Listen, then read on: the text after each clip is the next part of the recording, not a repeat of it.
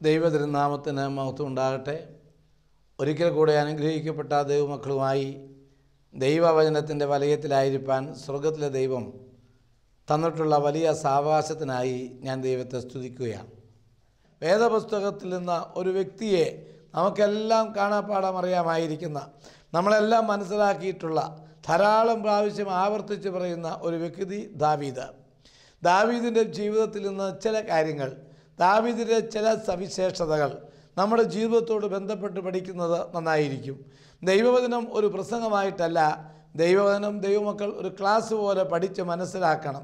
ഈ വചനം നമ്മുടെ ജീവിതത്തിൽ എന്തെങ്കിലും പ്രയോജനപ്പെടുത്താൻ ഏറ്റവും വലുത് അതായിരിക്കും. ഈ വചനം സത്യത്തിൽ നമ്മുടെ ജീവിതത്തെ മാറ്റിമറിക്കുന്നതാണ്. പ്രിയപ്പെട്ട അനുഗ്രഹിക്കപ്പെട്ട സ്നേഹമുള്ള ദൈവമക്കളെ, അതുകൊണ്ട് വേദപുസ്തകത്തിൽ വ്യക്തികൾ നമുക്കൊത്തിരി സാക്ഷ്യങ്ങൾ തരുന്നുണ്ട്. വേദപുസ്തകത്തിൽ പുഴകൾ, മലകൾ, പർവ്വതങ്ങൾ, ജീവികൾ, അങ്ങനെ തുടങ്ങിയ സാധനങ്ങൾ പലതും നമുക്ക് ഓരോരോ വലിയ പ്രസംഗം അല്ലെങ്കിൽ വലിയ സന്ദേശം അതിൽ നിന്ന് നമുക്ക് ലഭിക്കുന്നുണ്ട്. ഇന്നത്തെ ചിന്തയ്ക്കായിട്ട് വേദപുസ്തകത്തിൽ നിന്ന് ദാവീദ് എന്ന വ്യക്തിയെക്കുറിച്ച് അല്ലറ ചില്ലറ കാര്യങ്ങൾ പഠിക്കുവാൻ നമുക്ക് ദൈവം ഭാഗ്യം തരട്ടെ. പ്രാർത്ഥിക്കാം. ഞങ്ങളുടെ കർത്താവും ഞങ്ങളുടെ ദൈവവുമേ, ഈ നല്ല സമയത്തിനായി ഞങ്ങൾ നിന്നെ സ്തുതിക്കുന്നു, സ്തോത്രം ചെയ്യുന്നു. കർത്താവേ, ഇന്ന് നിൻ്റെ വചനം കേൾക്കാൻ, വചനം പഠിക്കാൻ, വചനം മനസ്സിലാക്കാൻ നീ ഞങ്ങളെ സഹായിക്കണം എന്ന് ഞങ്ങൾ നിന്നോട് പ്രാർത്ഥിക്കുന്നു. അനുഗ്രഹിക്കണം.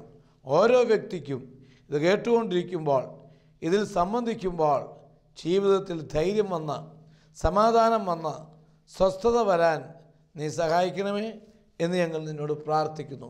പ്രാർത്ഥന കേട്ടതിനാൽ സ്തോത്രം. യേശുവിൻ്റെ നാമത്തിൽ തന്നെ ആമേൻ. ഒന്നാമതായി ദൈവമക്കളോട് ദാവീദിൻ്റെ ചില സവിശേഷതകൾ വേദപുസ്തകത്തിൽ കൂടെ നമുക്ക് പഠിക്കാവുന്നതാണ്. 1 ശമൂവേൽ 17-ാം അധ്യായം 34-35 വാക്യങ്ങളിൽ വായിക്കുന്നത് ദാവീദിനെക്കുറിച്ച് ഒരു വിവരണമുണ്ട്. ദാവീദ് നല്ല ഒരു ഇടയൻ. രണ്ടാമത്തെ കാര്യം, തൻ്റെ ആടുകൾക്ക് വേണ്ടി സിംഹത്തോടും കരടിയോടും മല്ലിടുന്ന ഒരു വ്യക്തി. ഏറ്റവും സ്നേഹമുള്ള അനുഗ്രഹിക്കപ്പെട്ട ദൈവമക്കളെ, വേദപുസ്തകത്തിൽ നിന്ന് ഇവിടെ വായിച്ചു കേട്ടതായ വേദഭാഗത്തുനിന്ന് ഒത്തിരി മർമ്മങ്ങൾ നമുക്ക് പഠിക്കാനുണ്ട്. ദാവീദിനെക്കുറിച്ച് പറയുന്നത് താനൊരു നല്ല ഇടയനെന്നാണ്. നല്ല ഇടയൻ ആടുകൾക്ക് വേണ്ടി ജീവൻ കൊടുക്കുന്നവനാണ്. യേശു ക്രിസ്തു നല്ല ഇടയനാണ്. അവൻ്റെ രക്തം നമുക്കായി അവൻ ചെലവാക്കി തന്നു. അവൻ്റെ രക്തം കാൽവരിയിൽ നമുക്ക് വേണ്ടി ഒഴുക്കി തന്നു. ക്രൂശുകളുടെ നടുവിൽ, ചരിത്രത്തിൻ്റെ നടുവിൽ, അഖിലാണ്ടത്തിൻ്റെ നടുവിൽ അവസാനത്തെത്തുള്ള രക്തവും തൻ്റെ പ്രിയപ്പെട്ട ആടുകളായ അവനിൽ വിശ്വസിക്കുന്ന, അവനിൽ അഭയം കൊള്ളുന്ന, അവനിൽ ചേർന്ന് നിൽക്കുന്ന ഓരോ പ്രിയപ്പെട്ടവർക്കുമായി യേശു ഒഴുക്കിത്തന്നു. കർത്താവ് നല്ല ഒരു ഇടയനാണ്. യേശു നല്ല ഒരു രക്ഷകനാണ്. യേശു നമുക്കായി മരിച്ചു. അവൻ നമുക്കായി ഉയർത്തെഴുന്നേറ്റു, നമുക്കായി മടങ്ങി വരും. നാമും കർത്താവിനെ പോലെ ഒരു നല്ല ജീവിതശൈലിയുള്ള നല്ല ക്രിസ്ത്യാനി ആയിരിക്കണം. നല്ല ദൈവവൈതലായിരിക്കണം. യേശു നമുക്ക് വേണ്ടി ചെയ്തത് നാം മനസ്സിലാക്കുകയും അവൻ്റെ സന്ദേശം ഉൾക്കൊണ്ട് അവൻ്റെ രക്തത്താൽ നമ്മുടെ പാവങ്ങൾ കഴുകിക്കളഞ്ഞ് ഒരു ജീവിത വിശുദ്ധിയുടെ പാതയിലേക്ക് വരാൻ ദൈവം നമ്മെ അനുഗ്രഹിക്കും. രണ്ടാമതായി അവിടെ കണ്ടത്, ആ ഭാഗത്ത് തന്നെ കാണുന്നത്, അവൻ സിംഹങ്ങളോടും കരടിയോടും മല്ലിട്ട് തൻ്റെ ആടുകളെ സംരക്ഷിച്ചു എന്നാണ്. അർത്ഥാൽ തന്നെ ഏൽപ്പിച്ചതായ, തൻ്റെ പിതാവ് തന്നെ ഏൽപ്പിച്ചതായിരിക്കുന്ന ആടുകളെ ഏത് പ്രതിസന്ധിയിലും താൻ സംരക്ഷിക്കുന്നു എന്നുള്ളതാണ് ദാവീദിൻ്റെ ഒരു സവിശേഷത. അനുഗ്രഹിക്കപ്പെട്ട സ്നേഹമുള്ള ദൈവമക്കളെ, നമ്മളെ ദൈവം ഏൽപ്പിച്ചിട്ടുള്ളത് അന്ത്യത്തോളം വിശ്വസ്തമായി നാം അതിനെ സൂക്ഷിക്കണം.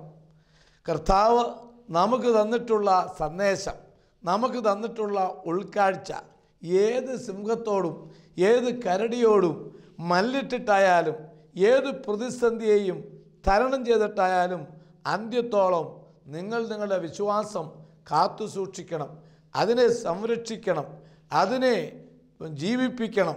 ഇതാണ് ദാവീദിൽ നിന്ന് ഒരു പാഠം ദൈവമക്കൾ പഠിക്കേണ്ടത്. ദാവീദ് സിംഹത്തോട് മല്ലിട്ടു, കരടിയോട് മല്ലിട്ടു, ഭീകരമായ ഹിംസറ ജന്തുക്കളോട് മല്ലിടേണ്ടി വന്നപ്പോൾ പേടിച്ച് ഭയന്ന് മാറി തൻ്റെ രക്ഷാർത്ഥം ഓടുകയല്ല ചെയ്തത്. മറിച്ച് യജമാനൻ തന്നെ ഏൽപ്പിച്ചതിനെ വിശ്വസ്തയോടെ കാത്തു സൂക്ഷിച്ച് വിശ്വസ്തയോടെ അതിനെ പുലർത്തുകയായിരുന്നു സത്യത്തിൽ യജമാനൻ ചെയ്തിട്ടുള്ളത്. സ്വർഗത്തിലെ ദൈവം നമ്മെ ഏൽപ്പിച്ചിട്ടുള്ളത് വിശ്വസ്തയോടുകൂടി തിരികെ ഏൽപ്പിക്കണം. നമുക്ക് ഒരാത്മാവിനെ ദൈവം തന്നിട്ടുണ്ട്. ആ ആത്മാവിനെ ദൈവരാജ്യത്തിലേക്ക് ദൈവം ചോദിക്കുമ്പോൾ തിരികെ അയക്കണം. ആത്മാവോ വന്നിടത്തേക്ക് തന്നെ മടങ്ങിപ്പോകുമെന്ന് നിങ്ങൾ ഓർക്കണം. ഏൽപ്പിച്ചത് വിശ്വസ്തമായി ചെയ്യണം. അതിന് എന്തു പ്രതിസന്ധി തരണം ചെയ്യേണ്ട വന്നാലും തരണം ചെയ്യണം. സിംഹമാണെങ്കിൽ സിംഹം, കരടിയാണെങ്കിൽ കരടി, അതിനെ എതിർത്ത് തോൽപ്പിച്ച് പിശാചാകുന്ന അലറുന്ന സിംഹത്തോട് മല്ലിട്ട് നിൻ്റെ ജീവിതത്തെ കാത്തു സൂക്ഷിക്കണം. പൗലോസ് തീമോഥെയോസിൻ്റെ ലേഖനത്തിൽ പറഞ്ഞത് ഇങ്ങനെയാണ്: ഞാൻ നല്ല പോര് പൊരുതു, ഓട്ടം തികച്ചു, ശ്വാസം കാത്തു, ഇനി നീതിയുടെ കിരീടം എനിക്കായി കാത്തിരിക്കുമെന്നാണ്. തന്നെ ഏൽപ്പിച്ചത്, പൗലോസിനെ ഏൽപ്പിച്ചത് പൗലോസ് സത്യസന്ധമായി ചെയ്യുകയാണ്. പൗലോസിനെ ഏൽപ്പിച്ച ദൗത്യം, തനിക്ക് കിട്ടിയ ജ്ഞാനം, ദൈവം തനിക്ക് കൊടുത്ത തിരിച്ചറിവ്, ദൈവം തനിക്ക് കൊടുത്ത ആലോചന, ആ ആലോചനയ്ക്കൊത്തവണ്ണം പൗലോസ് ജീവിച്ചു. ഈ അനുഗ്രഹിക്കപ്പെട്ട സമയത്ത് ദൈവമക്കളോട് പറയാനുള്ളത്, ദൈവം നിനക്ക് തന്ന ശരീരത്തെ നീ വിശുദ്ധമായി സൂക്ഷിച്ചിട്ടുണ്ടോ? ദൈവം നിനക്ക് തന്ന മക്കളെ യഥാർത്ഥമായി ക്രിസ്തുവിൽ നീ കാത്തു സൂക്ഷിച്ചിട്ടുണ്ടോ? ദൈവം നിനക്ക് ഏൽപ്പിച്ചു തന്നതായ നിൻ്റെ ജീവിത പങ്കാളിയെ യഥാർത്ഥമായി കർത്താവായ യേശു ക്രിസ്തുവിൽ സൂക്ഷിക്കാൻ നിനക്ക് സാധിച്ചിട്ടുണ്ടോ? നിനക്ക് ദൈവം കൂട്ടിച്ചേർത്ത് തന്ന വിശ്വസ്തനായ നിൻ്റെ ഭർത്താവിനെ യേശു ക്രിസ്തുവിൽ ശുശ്രൂഷിക്കാൻ സഹോദരി നിനക്ക് സാധിച്ചിട്ടുണ്ടോ? ദൈവം തന്നതിനെ സൂക്ഷിക്കണം. യജമാനൻ ഏൽപ്പിച്ചത് യജമാനന് തിരിച്ചു കൊടുക്കണം. പത്രോസ് ചെന്ന് കടലിൽ ചൂണ്ടയിട്ടു, കിട്ടി ഒരു മത്സ്യം. ആ മത്സ്യത്തിൻ്റെ വായ തുറന്നു നോക്കിയപ്പോൾ അതിനകത്തൊരു നാണയം. അതെടുത്ത് കർത്താവിനും പത്രോസിനും വേണ്ടി കരം കൊടുക്കാൻ തീരുമാനിച്ചു. അർത്ഥാൽ ഈ മത്സ്യത്തിൻ്റെ ഉള്ളിൽ സൂക്ഷിക്കപ്പെട്ട നാണയം എപ്പോൾ യജമാനൻ വന്ന് ചൂണ്ടയിട്ട് തന്നെ പിടിക്കപ്പെട്ട് തൻ്റെ വായ തുറന്നു നോക്കുമ്പോൾ അത് കാണണമെന്നുള്ള നിശ്ചയം ആ മത്സ്യത്തിനുണ്ടായിരുന്നു. ആ മത്സ്യത്തോടൊരു പക്ഷേ എൻ്റെ ചിന്ത, മറ്റു മത്സ്യങ്ങൾ ചോദിക്കാൻ സാധ്യതയുണ്ട്, എടാ നിൻ്റെ കയ്യിലിരിക്കുന്നതായ ആ നാണയം ഇങ്ങെടുക്ക്, കുറച്ച് കഴിയുമ്പോൾ നമുക്കത് തിരിച്ചു വയ്ക്കാം, അഡ്ജസ്റ്റ് ചെയ്യാം, തൽക്കാലത്തേക്കുള്ള ആവശ്യത്തിന് അത് ഉപകരിക്കട്ടെ, യജമാനൻ വന്നു ചോദിക്കുമ്പോൾ തിരിച്ചു കൊടുക്കാം.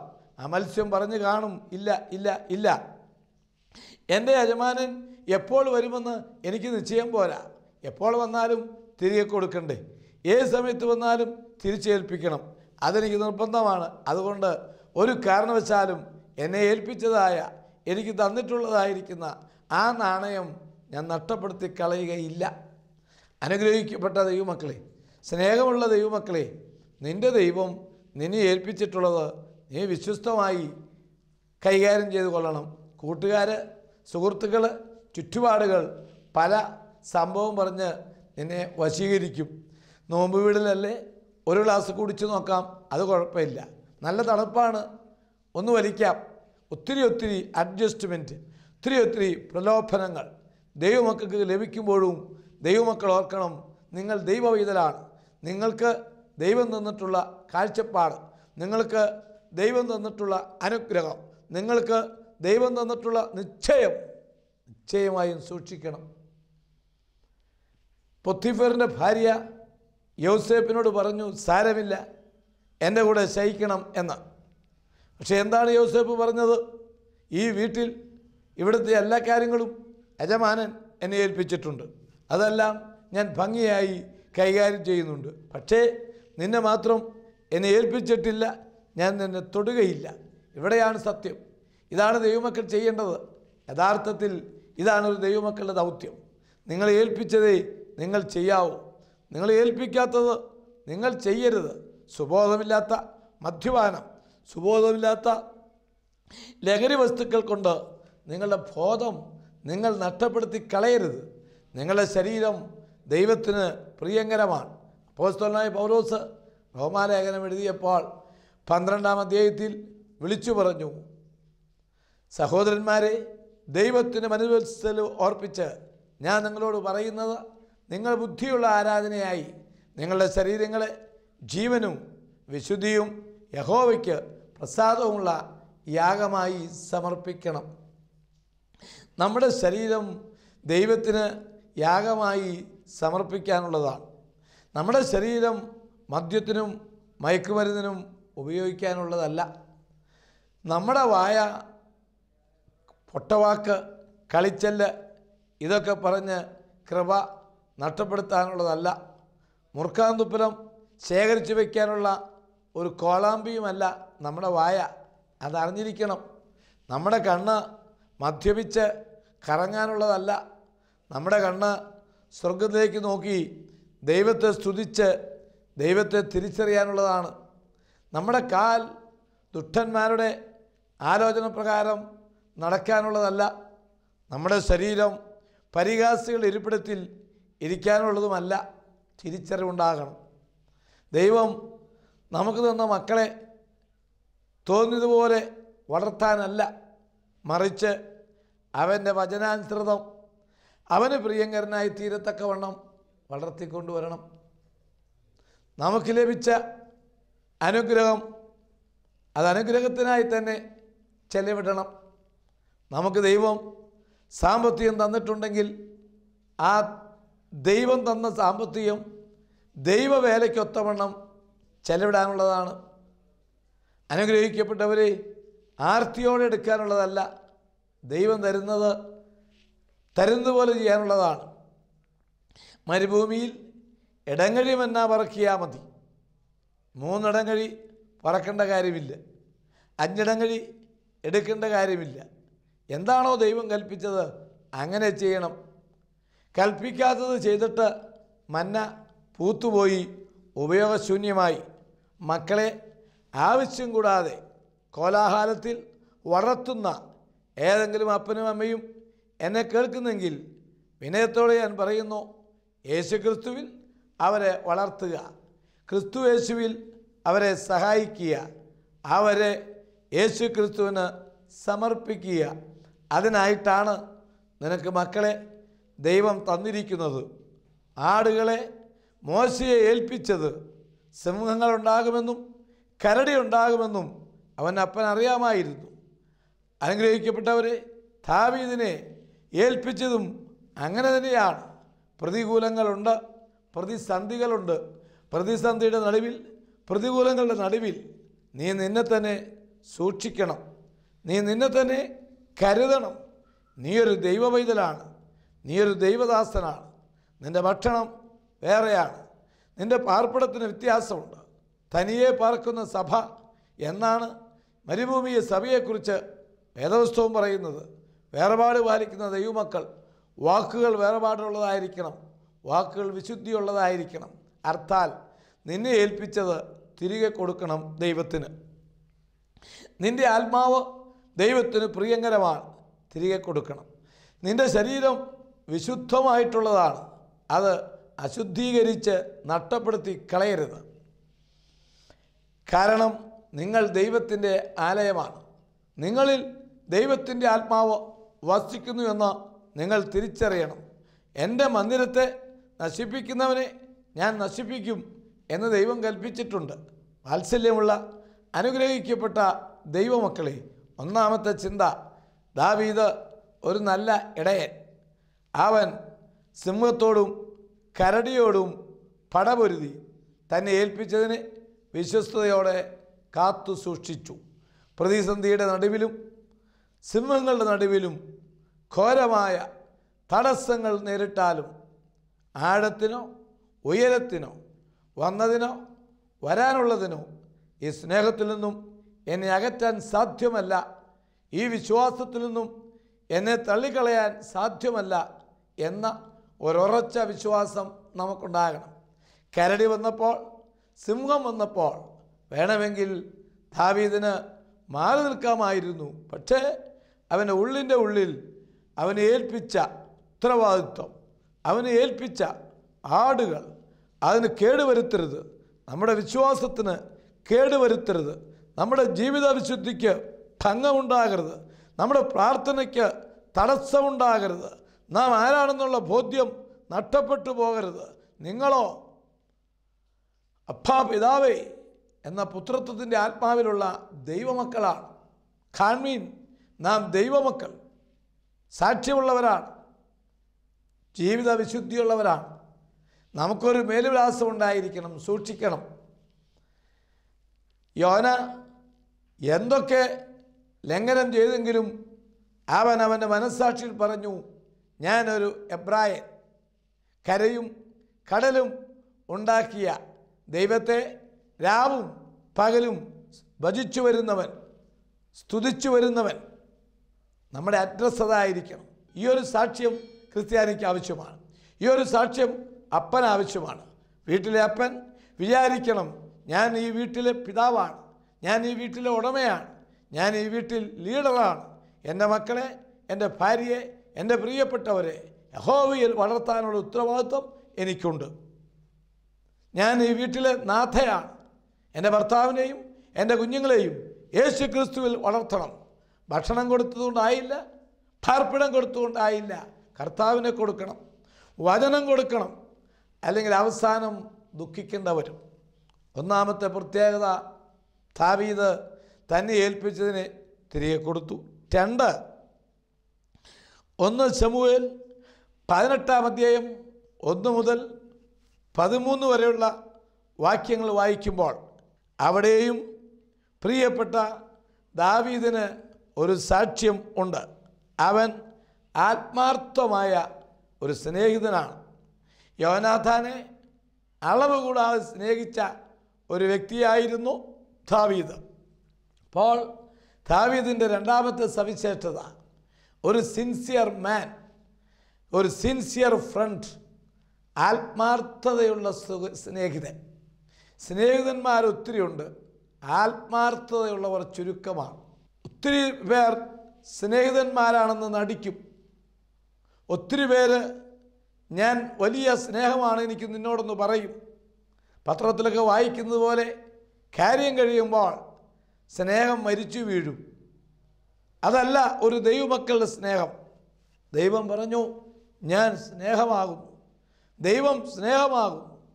പ്രിയപ്പെട്ട ദൈവമക്കളെ, ആ ദൈവിക സ്വഭാവമാണ് സ്നേഹം. താൽക്കാലിക ലാഭത്തിനുള്ള സ്നേഹമല്ല സ്നേഹം. കാര്യങ്ങൾ കഴിയുമ്പോൾ മറക്കുന്ന ബന്ധമല്ല മനുഷ്യൻ്റെ ബന്ധം. ദൈവം നമ്മെ അനുഗ്രഹിക്കുമ്പോൾ, ദൈവകൃപ നമുക്ക് ലഭിക്കുമ്പോൾ നാം മറ്റുള്ളവരെ സ്നേഹിക്കാനും സഹായിക്കാനും നമുക്ക് സാധിക്കണം. ഇല്ലായ്മയിൽ നിന്ന്, വളരെ കഷ്ടപ്പെട്ട ജീവിത ശൈലിയിൽ നിന്ന് ദൈവം ആവശ്യത്തിലേറെ സമ്പത്തും സാമ്പത്തിക സഹായങ്ങളും നമുക്ക് ലഭിച്ചു കഴിയുമ്പോൾ, തന്നു കഴിയുമ്പോൾ, തന്ന ദൈവത്തെയും സ്നേഹിക്കില്ല, കൊടുക്കാൻ പറഞ്ഞിട്ടുള്ള ആളുകളെയും നാം തിരിച്ചറിയുകയില്ല. അത് യഥാർത്ഥ സ്നേഹത്തിൻ്റെ ലക്ഷണം അല്ല. നമുക്കുള്ളത് അല്ല നമ്മുടെ കയ്യിൽ ഏൽപ്പിച്ചത്. അപ്പടിയും പോസ്റ്റ്മാൻ്റെ കയ്യിൽ കിട്ടിയിരിക്കുന്ന എഴുത്ത് അവനുള്ളതല്ലാത്ത, അത് കൊടുക്കേണ്ടവന് കൊടുക്കാനുള്ളതാണ്. അപ്പോഴാണ് യഥാർത്ഥത്തിലൊരു പോസ്റ്റ്മാൻ തൻ്റെ ജോലി സത്യസന്ധമായി നിവർത്തിക്കപ്പെടുന്നത്. അതല്ലാതെ അഡ്രസ്സ് നോക്കാതെ കുറേ എനിക്കിരിക്കട്ടെ എന്ന് ഏതെങ്കിലും പോസ്റ്റ്മാൻ സ്വയമേ ചിന്തിച്ചാൽ താൻ തൻ്റെ ജോലിയിൽ കൃത്യവിലോപം ചെയ്യുകയും താൻ യഥാർത്ഥത്തിൽ ഒത്തിരി പേരെ ദ്രോഹിക്കുകയുമായിരിക്കും ചെയ്യുന്നത്. അനുഗ്രഹിക്കപ്പെട്ട ദൈവമക്കളെ, ദൈവം നിനക്ക് തന്ന കാഴ്ചപ്പാട്, ദൈവം നിനക്ക് തന്ന സ്നേഹം, ദൈവം നിന്നെ ഏൽപ്പിച്ചിട്ടുള്ളത് ഒരിക്കലും നിനക്ക് മാത്രമല്ല, അത് മറ്റുള്ളവർക്കായിരിക്കണം. ദാവീദിനെ സംബന്ധിച്ച് അവൻ നല്ലൊരു സ്നേഹിതനാണ്. എങ്ങനെയെന്നാൽ അവൻ യോനാഥാനെ ആത്മാർത്ഥമായി സ്നേഹിച്ചിരുന്നു. ഒരു തെളിവതാണ്. നമുക്ക് 2 ശമൂവേൽ 9-ാം അധ്യായം വായിക്കുമ്പോൾ അറിയാം. നമുക്കറിയാവുന്ന ഒരു മർമ്മം അവിടെ ഉണ്ട്. ശൗൽ രാജാവ് കൊല്ലപ്പെട്ടു, മരിച്ചു. ശൗലിൻ്റെ മകൻ യോനാഥാനും മരിക്കുന്നു. ശൗലിൻ്റെ മകൻ യോനാഥാൻ്റെ മകൻ മെഫീബോശെത്ത് 5 വയസ്സ് അവന് പ്രായമുണ്ടായിരുന്നു. യുദ്ധക്കളത്തിൽ നിന്നും വർത്തമാനം, മരണത്തിൻ്റെ വർത്തമാനം കൈ കിട്ടിക്കഴിഞ്ഞപ്പോൾ ധാത്രി 5 വയസ്സുള്ള മെഫീബോശെത്തിനെയും എടുത്തുകൊണ്ട് ലദോബാർ എന്ന സ്ഥലത്തേക്ക് ഓടുകയാണ്. എന്തുകൊണ്ടെന്നാൽ ഈ കുഞ്ഞെങ്കിലും ജീവിക്കട്ടെ, ഈ കുഞ്ഞിന് അപകടം സംഭവിക്കാതിരിക്കട്ടെ. നല്ല മനസ്സോടെ, നിഷ്കളങ്കതയോടെ, ആത്മാർത്ഥമായ സ്നേഹത്തോടെ വേണമെങ്കിൽ ആ ധാത്രിക്ക് ആ കുഞ്ഞിനെ അവിടെ ഉപേക്ഷിച്ച് അവൾക്ക് അവളുടെ വഴി നോക്കാമായിരുന്നു. പക്ഷേ ശൗൽ രാജാവിൻ്റെ മകൻ യോനാഥാൻ്റെ മകൻ 5 വയസ്സുള്ള മെഫീബോശെത്തിനെ ആത്മാർത്ഥമായ സ്നേഹം, നിഷ്കളങ്കമായ ചുമതല, ഉത്തരവാദിത്വം അവൾ ഏറ്റെടുത്ത് ആ കുഞ്ഞിനെ സുരക്ഷിതമായി ജീവിക്കാൻ, ആ കുഞ്ഞിനെങ്കിലും ആയുസ് ബാക്കി വരുത്താൻ എടുത്തുകൊണ്ട് പോവുകയാണ്. അവൾ ബന്ധപ്പെട്ടോടുമ്പോൾ അവളുടെ കയ്യിൽ നിന്നും ആ കുഞ്ഞ് താഴെ ചാടുന്നു. എന്നെ കേൾക്കുന്ന അനുഗ്രഹിക്കപ്പെട്ടവരെ, മനഃപൂർവ്വമല്ല, അബദ്ധവശാൽ കൈപ്പിഴ പറ്റി ആ കുഞ്ഞ് താഴെ ചാടിയപ്പോൾ അവൻ്റെ കൈകാലുകൾ ഒടിയുന്നു. ഇതെല്ലാം വേദപുസ്തകത്തിലുണ്ട്. അറിയപ്പെടാത്ത തെറ്റിന് ശിക്ഷിക്കപ്പെട്ട ഒരു വ്യക്തിയായിരുന്നു സത്യത്തിൽ മെഫീബോശെത്ത്. തൻ്റേതായ കുറ്റം കൊണ്ടല്ല, കയ്യിലിരിപ്പ് കൊണ്ടുമല്ല, ജന്മനാ പോലും സംഭവിച്ചതല്ല. താൻ അറിയാത്ത, താൻ മനസ്സിലാക്കാത്ത ഒരപകടത്തിൽപ്പെട്ടിട്ട് ശിക്ഷിക്കപ്പെട്ടിരിക്കുന്നു ഇവിടെ മെഫീബോശെത്ത്. എങ്കിലും ലദോബാർ എന്ന സ്ഥലത്തേക്ക് അവനെ കൂട്ടിക്കൊണ്ടുപോയി. അവനവിടെ ഭയവിഹുലനായി, പേടിച്ച് വിറച്ച് എന്താണ് സംഭവിക്കുന്നത് എന്നറിയാതെ കഷ്ടപ്പെട്ടിരിക്കുകയാണ്. അപ്പോഴാണ് ദാവീദ് രാജ്യഭരണം ഏറ്റെടുക്കുന്നത്. ദാവീദ് രാജാവായി ആദ്യത്തെ ചോദ്യം ഇതായിരുന്നു: ഞാൻ ശൗലിൻ്റെ കുടുംബത്തിൽ യോനാഥാൻ്റെ നിമിത്തം ദയവ് കാണിക്കേണ്ടതിനായി ആരെങ്കിലും ബാക്കിയുണ്ടോ? ഒരു വലിയ മർമ്മം ഇവിടെ ദൈവമക്കൾ പഠിക്കണം. യോനാഥാനോടുള്ള ദാവീദിൻ്റെ സ്നേഹം യോനാഥാൻ മരിച്ചപ്പോഴും അസ്തമിക്കുന്നില്ല. ഇന്നും പല സ്നേഹങ്ങളും മരണത്തോടുകൂടി ഇല്ലാതാകും. ഭാര്യ മരിച്ചാൽ 3 മാസം തികയേണ്ട അടുത്ത വിവാഹം ആലോചിക്കുന്ന ആളുകളുണ്ട്. കുറ്റമല്ല, സാഹചര്യം കൊണ്ടായിരിക്കാം. യഥാർത്ഥ സ്നേഹം എവിടെയോ നഷ്ടപ്പെട്ടു പോകുന്നുണ്ട്. പ്രിയപ്പെട്ട ദൈവമക്കളെ, ഭർത്താവ് മരിച്ചാലും അങ്ങനെ. അതൊക്കെ ലോകത്തിൻ്റെ സാഹചര്യമാണ്. ആരെയും ഞാൻ പ്രത്യേകിച്ച് അതിന് കുറ്റപ്പെടുത്തുന്നില്ല. പക്ഷേ ഉള്ളിൻ്റെ ഉള്ളിലെ സ്നേഹം സാഹചര്യം കൊണ്ട് നഷ്ടപ്പെട്ടു പോവുകയാണ് നമുക്കൊക്കെ. ഒരുമിച്ച് പഠിച്ചു, ഒരു ബെഞ്ചിലിരുന്ന് സന്തോഷത്തോടെ ഭക്ഷണം പങ്കിട്ടു, മിഠായി പങ്കിട്ടു, കുസൃതിയും പങ്കിട്ടു, പരീക്ഷയ്ക്ക് പരസ്പരം സഹായിച്ച് കോപ്പി അടിച്ചതുമാണ്. പക്ഷേ പഠിച്ചൊരുത്തൻ ഉയർന്ന ഉദ്യോഗസ്ഥനായി കഴിയുമ്പോൾ സഹപാഠി പഠിക്കാനും സാധിച്ചില്ല. സാഹചര്യം കൊണ്ട് അവൻ്റെ പഠിത്തം അവന് മുമ്പോട്ട് പോകാൻ കഴിഞ്ഞില്ല. ജോലിയില്ല, കഷ്ടപ്പാടുകൾ മാത്രം അവൻ അവശേഷിച്ചിരിക്കുന്നു. അവൻ ഈ ഉയർന്ന ഉദ്യോഗസ്ഥനായ കൂട്ടുകാരനോടുള്ള ആ ഉറപ്പ്, സ്നേഹം കിട്ടുമെന്ന പ്രതീക്ഷയിൽ ഓഫീസിലോ അവനായിരിക്കുന്ന സ്ഥാനത്തോ വരുമ്പോൾ കണ്ടിട്ട് പോലുമില്ലാത്ത, എവിടെയൊക്കെ വെച്ച് കണ്ട മറന്ന മുഖം എന്ന ഭാവത്തിൽ നോക്കിയാൽ ആ വ്യക്തിയുടെ ദുഃഖം, ആ കൂട്ടുകാരൻ്റെ ഹൃദയം, അവൻ്റെ മനസ്സ് എത്രമാത്രം ദുഃഖിക്കും. പ്രിയപ്പെട്ടവരെ, നിങ്ങൾ ഓർത്തിരിക്കേണ്ടതാണ്, മനസ്സിലാക്കേണ്ട ഒരു മർമ്മമാണ്. അച്ഛൻ പറഞ്ഞത് അത് യഥാർത്ഥ സ്നേഹമല്ല, അത് താൽക്കാലിക സ്നേഹമാണ്, ഭൗതിക സ്നേഹമാണ്. തൽക്കാലത്തേക്ക് മാത്രം ഉറച്ചു നിൽക്കുന്ന സ്നേഹവുമാണ് ആ സ്നേഹം. അർത്ഥാൽ ദാവീദ് അങ്ങനെയല്ല. ശൗൽ മരിച്ചു, ശൗലിൻ്റെ മകൻ യോനാഥാനും മരിച്ചു എന്ന് കേട്ടപ്പോൾ ആദ്യത്തെ ചോദ്യം, ഞാൻ ശൗലിൻ്റെ മകൻ യോനാഥാൻ്റെ നിമിത്തം ആ കുടുംബത്തിൽ ദയവ് കാണിക്കേണ്ടതിന് ആരെങ്കിലും ഉണ്ടോ എന്നൊരു ചോദ്യം. എത്ര മനോഹരമായ ഉത്തരം! ഒരു ഭൃത്യം കൊടുത്തുകൊണ്ട് ഒരാളുണ്ട്. ആരാണവൻ? ശൗലിൻ്റെ മകൻ, യോനാഥാൻ്റെ മകൻ, മെഫീബോശെത്ത്, 5 വയസ്സുള്ളവൻ, പേടിച്ചരണ്ട് അവനെയും കൊണ്ട് രാത്രി ഓടിയപ്പോൾ കൈകാലുകൾ ഒടിഞ്ഞ് മുടന്തനായി കിടക്കുന്നുണ്ട് ലദോബാരിൽ. ഒരിക്കലും അതൊരു ബാധ്യതയായി പ്രിയപ്പെട്ട ദാവീദിന് തോന്നിയില്ല. അതൊരു പ്രയാസമായി തോന്നിയില്ല. അവന് സഹായിക്കണമെന്നോ സഹായിക്കേണ്ട വരുമല്ലോ എന്നുള്ള വിഷയവും ദാവീദിന്റെ ജീവിതത്തിൽ ഉണ്ടായില്ല. സ്ഥാനം കിട്ടിയപ്പോൾ, മാനം കിട്ടിയപ്പോൾ, പദവി കിട്ടിയപ്പോൾ പഴയ കൂട്ടുബന്ധം, പഴയ സുഹൃത്ത് ബന്ധം, പഴയ സ്നേഹബന്ധം, പഴയ കൂടപ്പുറപ്പുകളെ ഉപേക്ഷിക്കുന്നത് ക്രൈസ്തവൻ്റെ മഹത്വമല്ല. ഒരേ അമ്മയുടെ ഉദരത്തിൽ പിറന്ന് സന്തോഷത്തോടെ ജീവിച്ച് ജ്യേഷ്ഠൻ വിദേശത്ത് ചെന്ന് പണവും പ്രതാപവും സ്ഥാനവും മാനവും സമ്പാദിച്ചു കഴിഞ്ഞ് മടങ്ങി വരുമ്പോൾ പഴയ ചറ്റക്കുടിലിൽ കഴിയുന്ന സഹോദരനെ തിരിച്ചറിയാത്തവൻ ദൈവപുരുഷനല്ല, അവൻ ക്രൈസ്തവ ദർശനമുള്ളവനല്ല. അല്ലേ? അല്ല. എന്നാൽ ദാവീദ് അങ്ങനെയല്ല. കൊണ്ടുവരിക, അവനെ ഞാൻ സഹായിക്കാം. കൊണ്ടുവന്ന് കൊടുത്തു.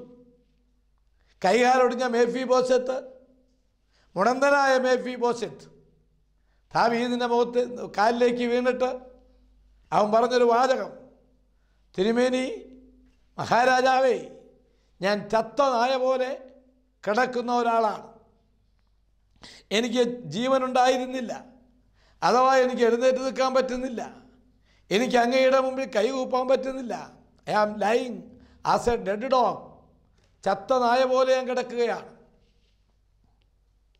അവശനാണ് ഞാൻ, അശരണനാണ് ഞാൻ, നിരാശ്രയനാണ് ഞാൻ. ഒന്നും എനിക്ക് പ്രത്യേകിച്ചില്ല. ദൈവസന്നിധിയിൽ സമർപ്പിക്കേണ്ട ഒരു പടമാണിത്. കർത്താവേ, ഞാനൊരു പാപിയാണ്, എനിക്കൊരു കഴിവില്ല കർത്താവേ, ഐ ആം നത്തിങ്. നിജസ്ഥിതിയോട് ദൈവത്തെ മഹത്വപ്പെടുത്തുക, ഉള്ളതുപോലെ ദൈവത്തോട് സമർപ്പിച്ചു കൊടുക്കുക. നിൻ്റെ ദൈവം നിന്നെ അനുഗ്രഹിക്കും. പ്രാർത്ഥിക്കാം. ഞങ്ങളുടെ കർത്താവും ഞങ്ങളുടെ ദൈവവുമേ, ഈ നല്ല സമയത്തിനായി വീണ്ടും നിന്നെ സ്തുതിക്കുന്നു. ദാവീദിൻ്റെ ജീവിതത്തിലെ ചില വിഷയങ്ങൾ, ദാവീദിൻ്റെ ജീവിതത്തിലെ ചില സവിശേഷതകൾ ഞങ്ങൾ കേട്ടു, മനസ്സിലാക്കി. ഞങ്ങളെ അനുഗ്രഹിക്കണം. വീഴ്ചകളും താഴ്ചകളും ഏറ്റുപറയാനുള്ള മനസ്സ് തരണം. അനുഗ്രഹിക്കണം. യേശുവിൻ്റെ നാമത്തിൽ തന്നെ. ആമേൻ.